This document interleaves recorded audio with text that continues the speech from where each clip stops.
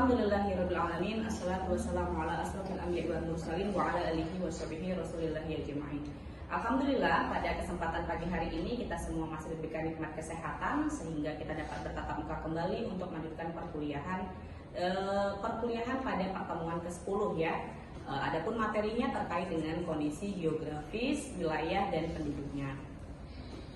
Mengawali kegiatan kita perkuliahan pada pagi hari ini, mari sama-sama kita ucapkan basmalah. Bismillahirrahmanirrahim. Oke, adapun capaian pembelajaran pada pagi hari ini adalah terkait dengan mahasiswa itu mampu menjelaskan kondisi geografis wilayah dan penduduk. Yang kedua, mampu menganalisis kelebihan dan kekurangan dari kondisi geografis wilayah yang ada di Indonesia.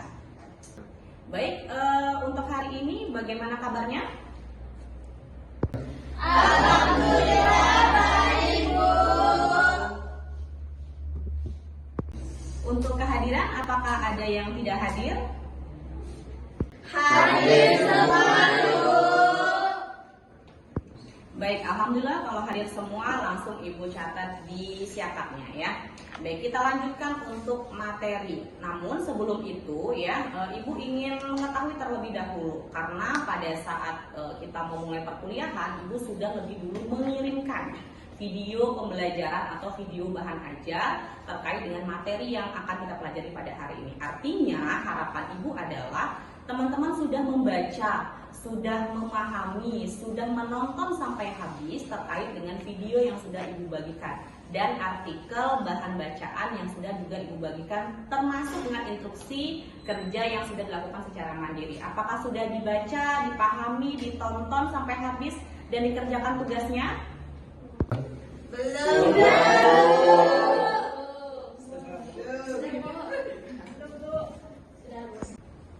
Bagi yang sudah, Ibu penasaran apakah sudah ditonton sampai dengan habis gitu ya.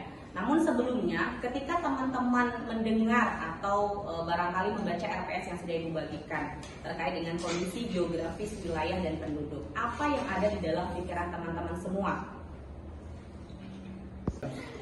Indonesia, Bu. Kepulauan, Bu. Perairan, Bu. Sangat baik sekali jawabannya. Kalau kita berbicara tentang wilayah geografis, ya ada penduduknya, ya tentu kita berbicara tentang suatu tempat ya. Apa itu? Misalnya seperti Indonesia yang tadi disebutkan, ada penduduknya, ada kepulauannya, ya mungkin karena disebutkan ada daerah perairannya dan sebagainya ya. Kalau begitu masih ada ingat pembelajaran yang minggu lalu karena ini masih berkaitan. Kalau kita berbicara tentang Indonesia atau kepulauan ya atau daerah perairan dan sebagainya. Mungkin materi yang berkaitan dengan pertemuan sebelumnya itu peta, atlas, dan global. Baik, benar ya. Jadi kalau kita berbicara tentang materi yang lalu tentang peta, atlas, dan global, tentu itu mendeskripsikan sekali tentang keberadaan Indonesia di dalamnya. Jadi yang buat Ibu penasaran lagi adalah tadi ada yang bilang ada yang sudah menonton, ada yang belum dan sebagainya. Bagi yang sudah menonton ataupun yang bagi yang belum gitu ya, Ibu akan memberikan pertanyaan sederhana. Kira-kira gitu ya, ketika kita mengingat tentang Indonesia yang saat ini kita tempati dan kita injak ya, itu berbicara tentang wilayah yang di dalamnya itu memiliki penduduk. Lalu berapa luas keberadaan Indonesia ini? Ada yang tahu?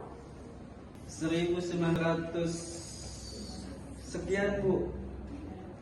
Daratan. Kalau lautan 3.200.000 sekian. Baik ya, jawabannya ya kita karena berbicara tentang digit angka ya, tentu relatif ya. Tentu pertanyaannya sudah mendekati benar karena memang luas Indonesia ini terdiri dari daratan dan lautan. Artinya yang disampaikan oleh Ananda Fakih tadi, itu mana yang lebih luas? Lautan atau daratan? Lautan, Bu. Benar ya, jadi kalau kita berbicara tentang luas Indonesia, ini memang didominasi dengan lautan. Maka kenapa perairan itu lebih banyak kita lihat ya di media peta maupun atlas ya terkait dengan lautan yang jumlahnya sangat besar ya atau sangat luas gitu ya dibanding dengan daratan. Lalu pertanyaan lanjutannya adalah mengapa Indonesia itu memiliki iklim tropis? berbeda dengan negara-negara yang lain seperti itu. Dan mengapa Indonesia itu memiliki perbedaan waktu? Ada yang perbedaan waktunya 1 jam dan sebagainya. Mengapa demikian? Kalau secara iklim, karena Indonesia secara astronomisnya terletak pada 6 derajat lintang utara sampai dengan 11 derajat lintang selatan, dan secara waktu ini terletak pada 95 derajat bujur timur sampai dengan 141 derajat bujur timur. Lalu Indonesia itu diapit oleh 2 benua dan 2 samudra. Ada yang tahu? Untuk 2 benuanya, yang pertama ada benua Asia dan benua Australia, dan untuk samudranya ada Samudra Pasifik dan Samudra Hindia. Selanjutnya, untuk bahan ajar lanjutan ya terkait dengan bagaimana kita mengenal salah satu wilayah. Ya, Ibu ambil case study-nya di wilayah Nusa Tenggara Timur. Ya, silahkan sekarang buka tugas yang sudah dikerjakan. Ya, silahkan disampaikan kepada teman-temannya yang nantinya akan kita jawab secara bersama-sama. Ibu minta perwakilannya saja. Silakan untuk pertanyaan nomor 1 siapa? Di mana pertanyaan yang nomor 1 itu mengenai mengapa sebagian besar masyarakat NTT masih bergantung pada pertanian lahan kering. Karena kondisi geografis NTT didominasi oleh wilayah dengan tanah berbatu dan curah hujan rendah. Terus membuat pertanian lahan basah sulit dilakukan. Oleh karena itu, masyarakat menyesuaikan diri dengan bercocok tanam di lahan kering menggunakan tanah kekeringan seperti jagung, sorghum, dan umbi-umbian. Sangat baik sekali jawabannya. Ya, siapa tadi namanya? Yona. Oke. Kita lanjutkan untuk pertanyaan nomor 2. Siapa yang bisa? Saya, Bu.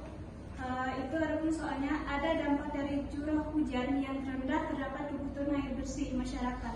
Nah, itu jawabannya ada curah hujan itu yang rendah menyebabkan ketersediaan air tanah dan permukaan menjadi kebatasan akibatnya. Adapun masyarakat ini kesulitan mendapatkan air bersih, Bu. Terutama di musim kemarau, mereka ini sering mengandalkan air sumur bor, tanda hujan, atau harus berjalan jauh untuk mendapatkan air.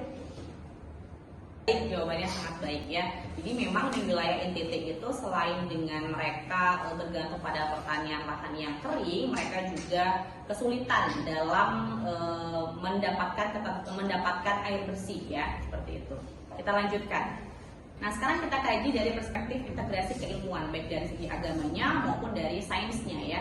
Ternyata ketika kita berbicara tentang letak geografis Indonesia itu berkenaan dengan ayat Quran surat Al-Baqarah ayat 164 yang mana bunyinya adalah Allah Subhanahu wa taala menciptakan bumi dengan segala variasinya ataupun keanekaragaman penduduk di dalamnya yang merupakan dari bagian wilayah Indonesia, yaitu dari Quran surat Al-Hujurat ayat 13, dari perbedaan suku dan bangsa sebagai rahmat untuk saling mengenal.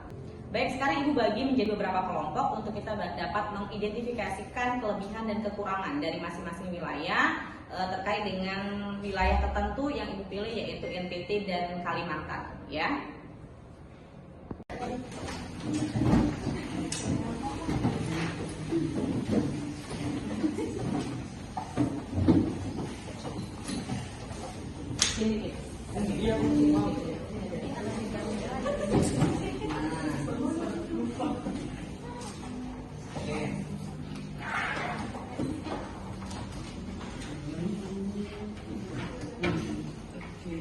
Baik, sekarang sudah ada di kelompok teman-teman semua, sudah Ibu bagikan untuk LKPD-nya ya, terkait dengan kita mau mengidentifikasi kelebihan dan kekurangan kondisi geografis di wilayah tertentu. Dalam hal ini sudah Ibu pilihkan untuk daerah NTT dan Kalimantan karena sesuai dengan video dan bahan ajar yang sudah Ibu bagikan, gitu ya. Nah, instruksinya apa? Bahwa nanti teman-teman harus menuliskan dan mendeskripsikan ya kelebihan dan kekurangan berdasarkan aspek geografis yang mana ada letak wilayahnya, kemudian bentang alamnya, iklim dan cuaca, sumber daya alam, dan akses transformasi dan komunikasinya. Demikian ya, bisa dipahami instruksinya? Bisa. Baik, waktu mengerjakannya 15 menit ya, Ibu berikan waktu sehingga nanti bisa memaparkan kembali ke teman-teman yang lain atau kelompok yang lain untuk jawaban yang sudah disepakati. Waktunya sudah selesai, kita coba untuk diskusi ya teman-temannya, kita akan lihat kelebihan dan kekurangannya. Baik, kita mulai dari kelompok 1 terlebih dahulu untuk wilayah Nusa Tenggara Timur. Baik, kita sebutkan dari letak wilayahnya, kelebihannya apa dan kekurangannya apa. Siapa yang dari kelompok 1? Baik, silakan. Untuk letak wilayah, kelebihannya strategis di jalur perairan timur Indonesia dan kekurangannya jauh dari pusat ekonomi nasional. Sangat baik sekali. Oke, kita beralih ke kelompok 2. Untuk letak wilayah Kalimantan itu berbatasan langsung dengan negara lain, contohnya Malaysia. Itu kelebihannya. Yang kedua ada letaknya tengah mendukung IKN. Itu juga kelebihannya. Untuk kekurangannya, sebagian wilayahnya terpencil dan sulit untuk dijangkau. Oke, sangat baik sekali jawabannya. Good job. Baik ya, tadi sudah kita sama-sama dengarkan bahwa ada banyak kelebihan dan kekurangan dari masing-masing wilayah di Nusa Tenggara Timur maupun di Kalimantan. Sekarang siapa yang akan memberikan kesimpulan terkait dari masing-masing wilayah tersebut gitu ya, baik dari NTT maupun Kalimantan. Silakan dari masing-masing perwakilannya. Yuk, silakan. Ya, Bu. Baik, yuk. Untuk wilayah NTT unggul dalam keindahan alam dan potensi budaya, tetapi terkendala air dan infrastruktur. Oke, silakan Kalimantan. Saya sementara di Kalimantan ini keunggulannya adalah kaya sumber daya dan letak strategis di ibu kota Nusantara yang baru. Namun menghadapi tantangan ekologis serius dan persebaran akses yang belum merata. Oke, jadi dapat kita tarik kesimpulan secara bersama bahwa masing-masing wilayah itu memiliki kelebihan dan kekurangan ya, karena itulah yang dinamakan dengan keberagaman. Dan potensi-potensi yang dilahirkan dari masing-masing daerah itu memang disebabkan oleh baik dari adanya potensi alamnya sendiri atau sumber daya alamnya maupun sumber daya manusia sendiri ya. Baik, sekarang kita coba merefleksikan pembelajaran pada hari ini. Siapa yang bisa memberikan gambaran terkait dengan refleksi pembelajaran pada hari ini? Silahkan. Apa hal yang dipelajari pada hari ini? Silakan. Siapa? Kelompok 1 atau 2? 1. Oke, 1. Silakan. Hari ini saya belajar bahwa kondisi geografis Indonesia yang terdiri dari ribuan pulau, berbagai bentang alam dan iklim tropis sangat mempengaruhi kehidupan penduduknya, mulai dari persebaran penduduk, kegiatan ekonomi hingga budaya lokal. Saya juga memahami bahwa setiap wilayah memiliki kelebihan dan tantangan geografisnya masing-masing. Oke, sangat baik sekali ya, sudah bisa menyimpulkan pembelajaran pada hari ini. Lalu, bagaimana sebetulnya kontribusi diri dari teman-teman semua dalam menjaga ataupun mengembangkan potensi daerah di tempat tinggalnya masing-masing? Karena ini berkenaan dengan wilayah yang sudah kita pelajari tadi. Saya Bu, di sini 1 ada menjaga kelestarian lingkungan dengan tidak membuang sampah sembarangan, menanam pohon dan menghemat air, terutama jika daerah saya rawan kekeringan atau banjir. Kemudian yang kedua ada mengangkat budaya lokal. Saya bisa mempromosikan budaya atau produk lokal melalui media sosial atau mengikuti kegiatan desa daerah seperti festival adat, kesenian atau UMKM. Baik ya, sudah kita sama-sama simpulkan terkait dengan refleksi pembelajaran pada hari ini. Tentu jawaban yang dihadirkan oleh teman-teman semua sangat baik, sangat tepat dan sudah menjawab ataupun mengakomodir dari proses pembelajaran pada hari ini. Oke, sebelum menutup pembelajaran pada hari ini, Ibu memberikan kuis sedikit ya untuk bisa melihat respon ataupun feedback dari teman-teman semua. Silakan keluarkan handphonenya, lalu scan barcode yang ada pada media yang sudah Ibu bawa.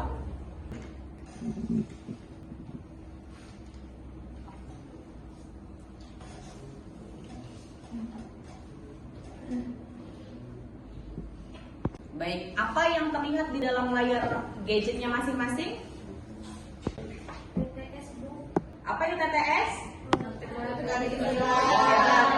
Jadi teman-teman, saya mau teman-teman mengerjakan kuis ini. Teka-teki silang online gitu ya, yang mana ada kriteria menurun dan mendatar. Teman-teman silakan jawab ya, silakan isi ya, nanti kita akan lihat jawabannya masing-masing, baik yang menurun maupun yang mendatar ya. Ini masih berkenaan tentang materi yang kita pelajari pada hari ini. Oke, untuk yang pertama, satu menurun, laut yang memisahkan pulau-pulau. Siapa yang tahu? Saya tahu. Oke, yang pakai jilbab hitam. Selat, Bu. Satu menurun, selat ya? Iya. Benar. Oke, tepuk tangan. Oke, selanjutnya satu lagi ya. Untuk poin yang mendatar, pulau terbesar di Indonesia bagian timur. Siapa yang tahu? Saya tahu.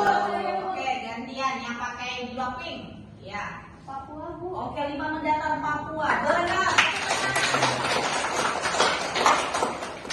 Baik, Anda semua, alhamdulillah pembelajaran pada pagi hari ini menjelang siang hari ini sudah selesai. Ibu ucapkan terima kasih atas kerjasama dan partisipasinya. Kita ketemu minggu depan dengan materi yang baru terkait dengan kebutuhan primer, sekunder, dan tersier gitu ya. Nanti Ibu akan kirimkan kembali video ataupun bahan ajar untuk pembelajaran lanjutannya.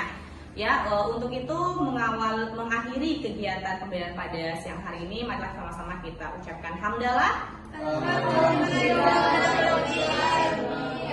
Mudah-mudahan semuanya tentu dalam keadaan sehat sehingga kita semua dapat bertatap muka kembali di pertemuan mendatang. Ibu akhiri, assalamualaikum warahmatullahi wabarakatuh. Waalaikumsalam warahmatullahi wabarakatuh.